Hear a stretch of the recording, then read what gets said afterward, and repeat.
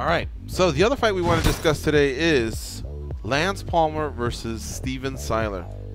Steven Siler, you know, we've said enough about him throughout the season. The guy's been a scrapper. He's been a gamer. And, you know, he was at the top. He was leading the point tally during the regular season. Here he is in the finals. These are 145 pounders. And, all right, guys, what do you see going down? I love Lance Palmer because no matter what with him, you always feel like you get an honest camp out of him. You're getting an honest fighter every single time. He trains just about as hard as anybody I've ever seen.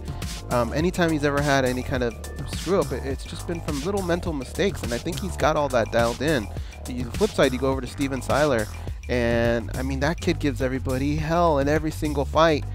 But in this particular fight, I really think he cannot let Lance dictate the pace of the fight. I think he has to come forward, and I think he has to put pressure on Lance. And I know that's hard to do because Lance is the guy that's always going forward, but I think it's the only way he can be successful in this fight. My pick, though, is Lance Palmer. Yeah. I'm going to go with Lance Palmer as well, but again, I think it's going to be one of the most competitive fight in the 6 title fights that PFL has going on December 31st, Hulu Theater, inside the Madison Square Garden, New York City, NBC Sports, 7 p.m. Eastern start time.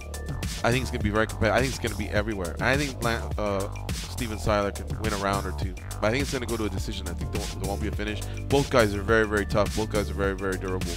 But I think Lance Palmer, that X factor is just that high-level wrestling and that gas tank.